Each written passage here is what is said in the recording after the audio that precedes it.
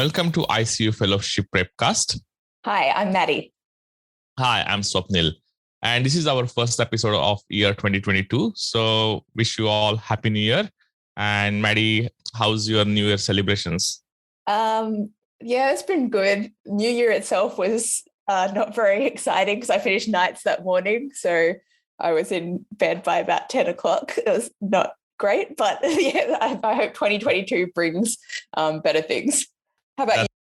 It was kind of quiet because I was working. But for those listeners who are listening to this podcast, Maddie has completed her fellowship and moving into the transitional fellow job next year. And she will be working on a consultant roster, so no more nights. So the message is once you finish your fellowship exam, the grass is much greener on the other side, I guess. Is that right, Maddie? We hope so. I don't know. I haven't started the year yet, so we'll see. But starting my last set of nights tonight. So looking forward to no more nights, like you said. That's right. So let's dive into today's episode. So we'll start with the first case. So Maddie, there is a 32-year-old female who is 28 weeks pregnant, and she has got a background history of asthma. Now, she has been admitted to hospital for last 4 days for management of hypertension. And now the rapid response call has been activated because she has become acutely breathless. So as a registrar or as a fellow walking towards this patient, what are the kind of key differential diagnoses come to your mind? So I'd divide this up as diagnoses related to her pregnancy, to any exacerbation of chronic conditions, to some new acute pathology or iatrogenic causes. So in terms of related to her pregnancy, given that she's had hypertension, which is a spectrum in pregnancy, she could be suffering from preeclampsia and have pulmonary edema secondary to preeclampsia. She could have a pulmonary embolism as pregnancy is a procoagulant state. She could have aspirated as there's pregnancies associated with decreased esophageal sphincter tone. And she could have a metabolic acidosis, so be tachypneic as a compensatory mechanism from that. And that can be due to things like acute fatty liver of pregnancy or renal failure secondary to the preeclampsia. In terms of exacerbation of chronic conditions, we know that she has a background of asthma, so she could have had an acute exacerbation of this asthma. And this could be complicated by things like pneumothoraces. She could have pre-existing other respiratory or cardiac disease, but it's less likely in a 32-year-old female. And from new acute pathology, it could be drug-related, such as an allergic reaction or transfusion-related. She could have new sepsis with ARDS or a pneumonia. She could have pain from some other pathology, or it could be iatrogenic, like she could have had excess IV fluids during her stay, or could be on a magnesium infusion and have magnesium toxicity. Thanks, Maddie. So that's a quite broad list of differential. So how would you perform your assessment in order to identify the cause of her deterioration? So as with any assessment of a patient, it involves a targeted history, examination and investigations. In terms of history, this would involve thinking about or looking into her state prior to a hospital admission. So that would include her comorbidities, especially the asthma control. Has she had any hospitalizations for it before? Was she on preventers or steroids? Has there been any ICU admissions? And did she have any recent spirometry or lung function tests? Whether she's on any regular medications, allergies, or whether she smokes. And then looking at her trajectory in hospitals, such as how her hypertension has been controlled, the medication she's been having, any recent blood or end organ function, and history regarding her acute deterioration. So any associated symptoms such as fevers, any similar episodes, timeline, and whether there were any recent medications given.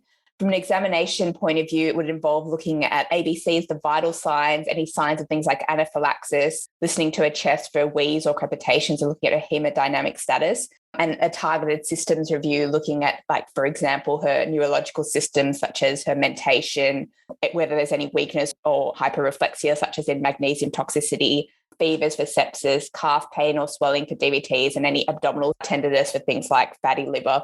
And then investigations can once again be divided into bedside, blood and imaging. So bedside tests would involve things like a blood gas, looking at her gas exchange, metabolic status, lactate and her sugar, a CTG looking at the baby's heart rate and well-being, an ECG looking for signs of right heart strain, tachycardia or any acute ischemic changes, and a UA for signs of infection or protein. Bloods mainly concentrate on end organ function, so UECs and CMP for renal function, magnesium level, and LFTs for liver function tests, a full blood count looking for a hemoglobin for signs of bleeding, platelets, which might be low in things like HELLP syndrome, and leukocytosis, which can be a sign of sepsis, but can also be normal in pregnancy. And depending on the preceding findings, considering things like septic screen, hemolysis screen, and a troponin, and imaging that needs more consideration. But things to think about would be things like lung ultrasound, a chest X-ray, a VQ scan, or a CTPA, but it will depend on the context and also factoring in the radiation associated. Yeah, that's correct. So I guess the pregnant patient becoming acutely breathless can be quite concerning scenario, especially if you're attending this as a junior registrar or even as a senior registrar. Make sure that you got adequate help around you to deal with this scenario. Now, Maddie, in the history, it was mentioned that this patient also had a history of asthma. So what are the kind of considerations in managing asthma in pregnancy? So I think the main thing is that prevention and minimization of asthma exacerbation is very important. So asthma is the most common chronic disease to affect pregnant women, and poorly controlled asthma and asthma exacerbations increase the risk of poor outcome for the fetus. So the goal of asthma management during pregnancy is to maintain the best possible control and to prevent any exacerbations. So general things would be to ensure there's adequate inhaler technique, avoiding exposure to any triggers such as cigarette smoke or allergens or environmental exposures, treat any exacerbating conditions such as rhinitis and reflux, and regular monitoring and follow-up. The approach to asthma control is a stepwise approach to treatment, like in the case of any non-pregnant adults. The risks of treatment are much less than the risk of acute exacerbation. So previously there has been worry that the drugs might have an impact on the fetus, but there's no strong evidence for that. So the stepwise approach involves the same thing we do for other adults, which include short-acting beta agonists for relievers, then inhaled corticosteroids or inhaled corticosteroid long-acting beta agonist combination. And we keep stepping up, increasing the dose of the inhaled corticosteroid and maybe adding oral corticosteroids, and then considering a long-acting muscarinic antagonist.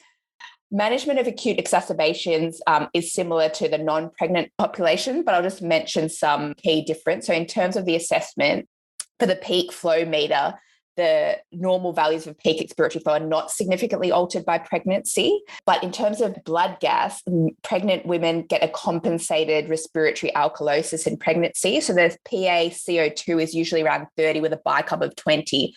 So if you see a normal CO2, it actually might be a sign of severe compromise in the pregnant patient. So it's something to watch out for. And it's important to also think of fetal monitoring. So the best way at present is a CTG. Other things is to avoid maternal hypoxia, because that will help avoid fetal hypoxia. So we use supplemental oxygen and aim normal SATs of like 95% or more. Avoiding the supine position, especially post 20 weeks because of aortic cable compression. And generally, they'll have a lower threshold for ICU admission. And things to think about if it's severe asthma is for NIV, there's also it can help, but there's also a risk of increased gastric distension and aspiration. And if they do require intubation, it's often a difficult intubation due to airway edema, a decreased FRC, and increased oxygen consumption. So there's a decreased time to desaturation. There's also increased breast tissue and an increased risk of aspiration.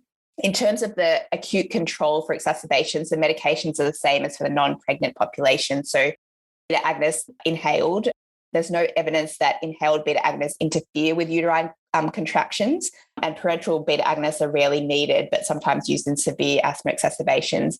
And then things like muscarinic antagonists, corticosteroids, intravenous magnesium sulfate, and ketamine if severe. Thanks, Maddie. So some of the important consideration, as you rightly mentioned, you have a very low threshold to move this patient to ICU because dealing pregnant patient on the ward can be quite challenging. So move her to ICU, establish some monitoring, including arterial line. And obviously, some of the examiners might expect, given that people who are appearing for fellowship exam immediately in March or April, talking about COVID pneumonitis might be relevant. So wearing the full PP while dealing with a pregnant patient who came with asthma exacerbation. So something to just think about.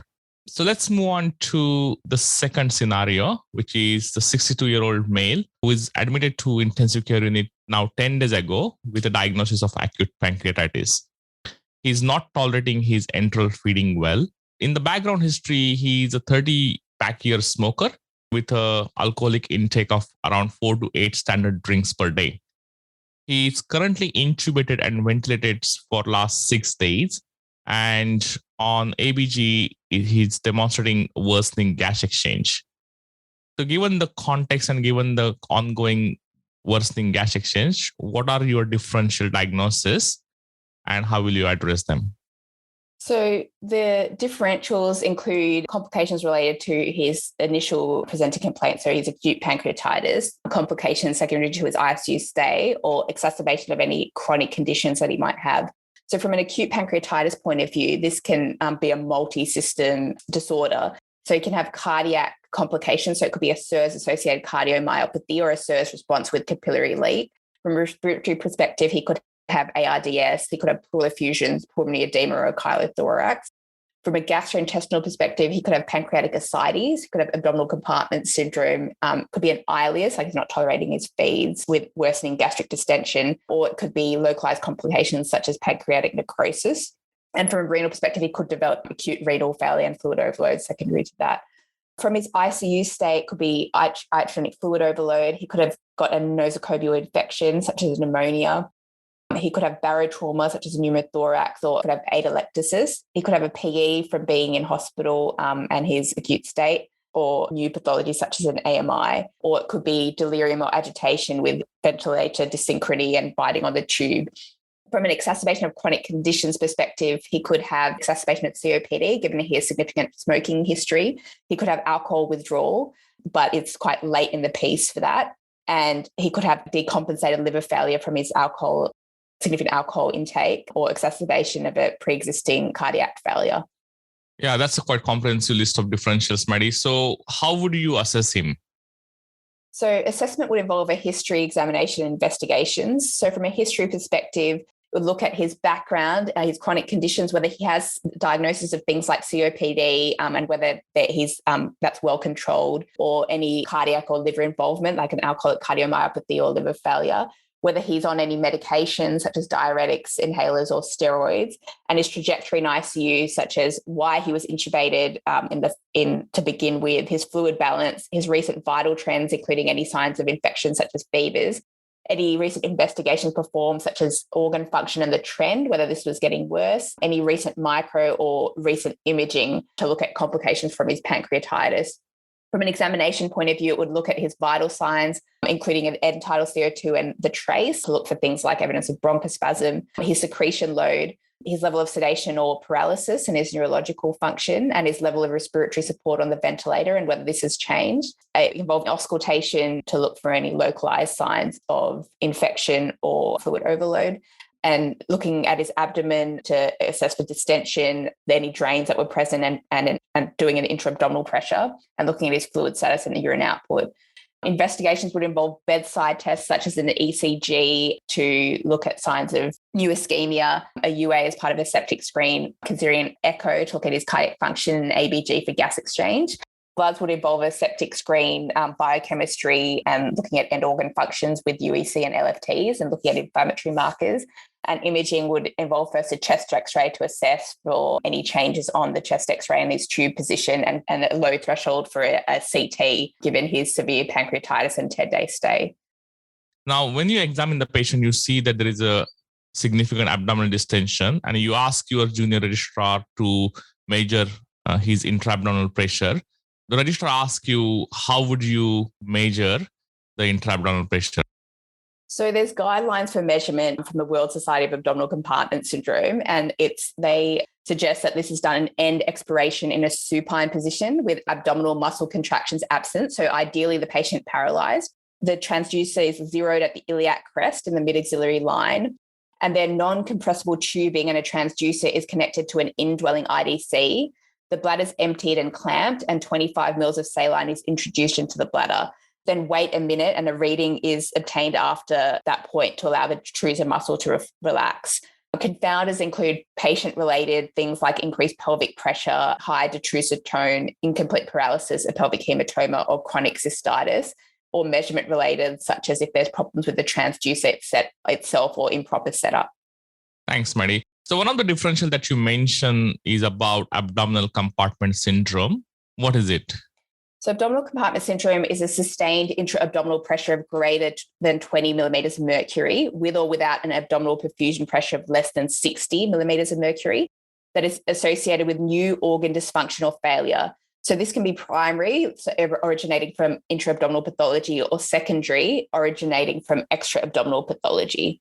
And there are many risk factors for abdominal compartment syndrome, which include intra-abdominal pathologies such as trauma, massive hemorrhage, retroperitoneal hematoma, or pancreatitis, or treatment-related such as laparoscopy with high insufflation pressures, peritoneal dialysis, massive transfusion, or prone positioning, or other risk factors include high BMI or sepsis. Okay. And what are the consequences of abdominal compartment syndrome?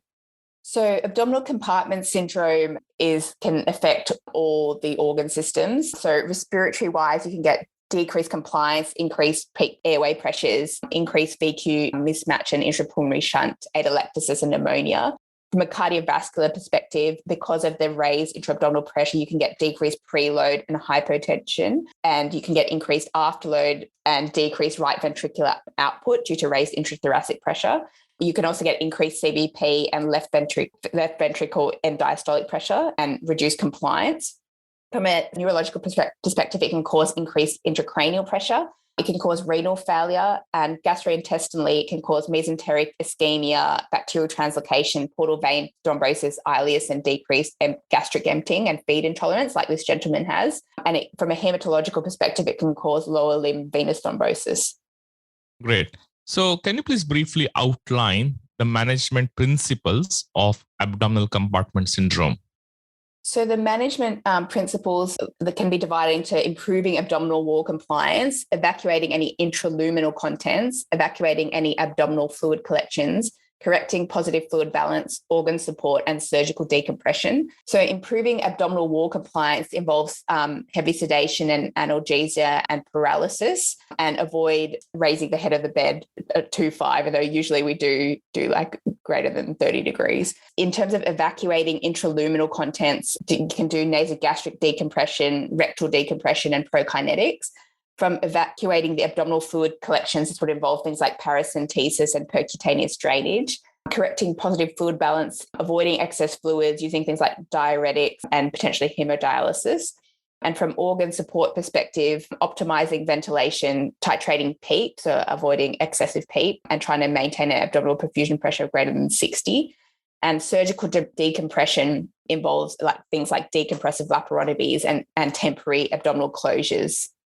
Thanks. So that's the end of our second scenario. So we'll move on to the third and last scenario of this podcast. So there is a 70-year-old female who is presented to ED with altered conscious state and a left-sided weakness.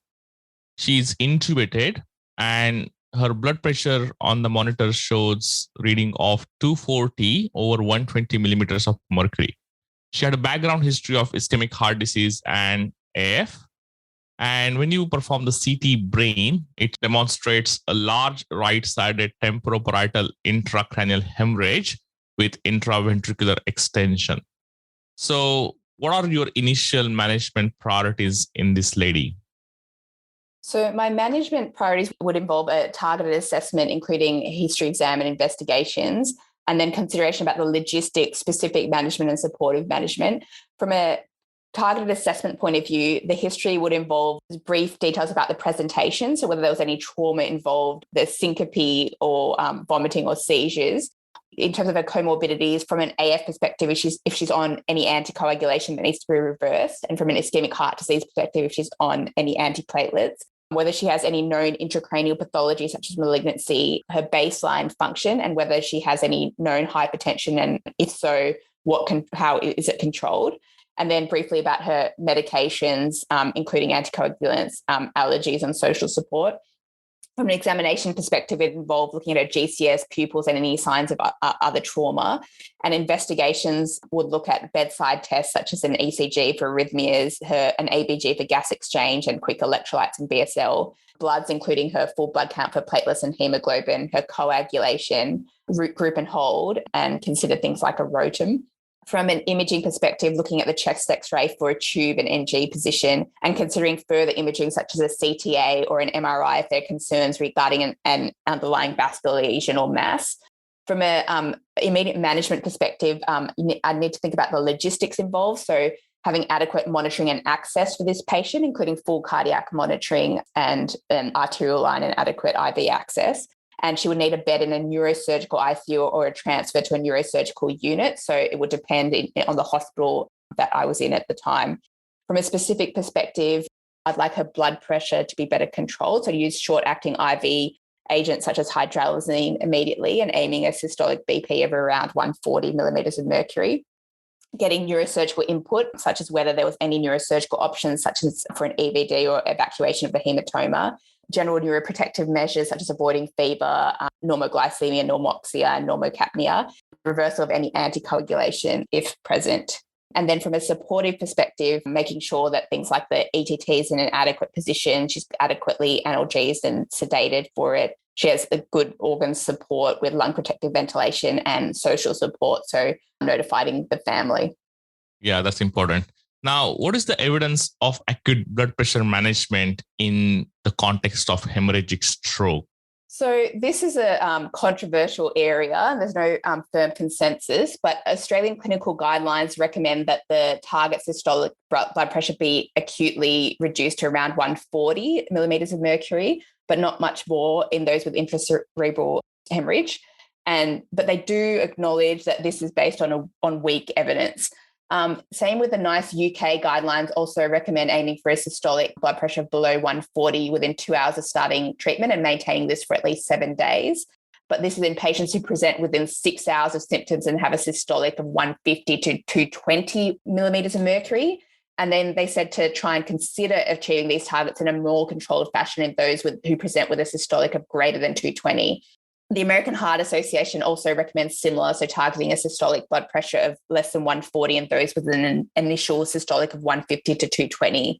So the two main trials that all these guidelines are based on acute blood pressure control in acute hemorrhagic strokes are the ATTACH-2 trial from 2016 and the INTERACT-2 trial from 2015. So ATTACH-2 was a multi-center RCT that compared rapid lowering of systolic blood pressure to 110 to 139 millimeters of mercury versus 140 to 179 millimeters of mercury in hypertensive adults with an acute intracerebral hemorrhage.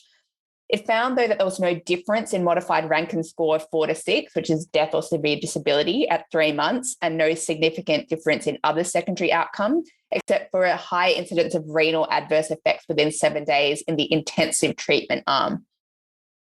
INTERACT-2 compared intensive blood pressure lowering with similar targets, so less than 140, and compared that to less than 180 millimeters of mercury, and found that there was no difference in death or severe disability between the two groups. They did an ordinal analysis of modified Rankin scores, which indicated improved functional outcomes with intensive blood pressure management, with the best outcomes for the 130 to 139 millimeter mercury group over 24 hours. So I think that's where a lot of our guidelines are based on. But however, there's no firm consensus on the optimal blood pressure targets, and so they need to be individualized for the patient. Currently, there is weak evidence that a blood pressure target of around 140 is generally safe. And there's also some signal that recurrent excessive blood pressure fluctuations may predict poor clinical outcomes. So it's important, regardless what threshold we choose, that we closely monitor the blood pressure and avoid rapid swings. Yeah, I think that's the important point, because I guess there are two key issues here. One is avoiding big swings in the blood pressure. So bringing blood pressure from 220 to 140 and then going again at 180, 190, that's not good. So I think the gradual reduction in the blood pressure, that's the main thing. And once you achieve the target, then making sure that the blood pressure remains in that target range, that's the crucial thing. Because the counter argument is if you lower the blood pressure too quickly, then obviously the patient will be at risk of developing ischemic event. And that's not good either. So it's always striking the balance. So gradual reduction. And once you achieve the target, then making sure that patient stays in that target range for the next 24 hours. That's the kind of key message. Now, this scenario can obviously go anywhere from this point in time, but I guess one of the commonly asked controversy in this area is around if this patient starts developing the signs of intracranial hypertension and persistently high ICP despite medical management, will you offer a decompressive craniectomy to this patient? And what will be your approach to that discussion? So I think it depends on a few things. So like her function, she's 70 and she's already got ischemic heart disease and AF. So what her functional status is like and her baseline function, but also decompressive craniectomies has a very limited evidence base in the intracranial hemorrhage population. It would be, I think, different if she was younger and it was like a malignant MCA infarct. So I think if the hemorrhage were to progress to a point where she required a decompressive craniectomy, I think her outcome would likely be very poor. So I think it'd be a collegiate discussion and involve a multidisciplinary approach, but I'd be leaning away from offering that.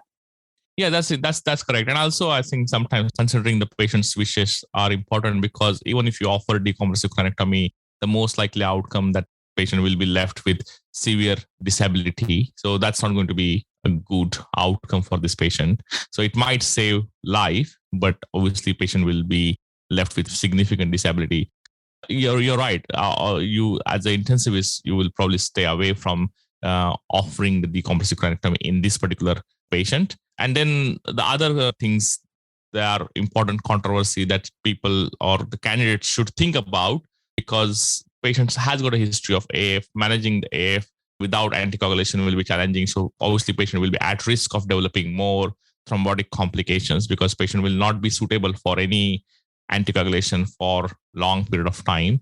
And then patient does progress to brain death, then I guess the question will be around the donation processes. So there are some of the kind of ramifications of this scenario from this point in time. So just some food for thought for. I think the other thing with this is that it can go towards is about if she was on antiplatelets and whether you'd give her platelets beforehand. In my practice, I often see that neurosurgery will not take to this patient to theater unless you administer at least 2 pooled platelet when the patient was on an aspirin. So there is a bit of disconnect in the guidelines and actual practice that we observe in hospitals. So there is that kind of variability with each neurosurgeon, because most of the guidelines are based on a very weak evidence. Yeah, I think, but if people are interested, if they check out the PATCH trial, I think that's where a lot of our evidence now comes from for antiplatelets in this situation.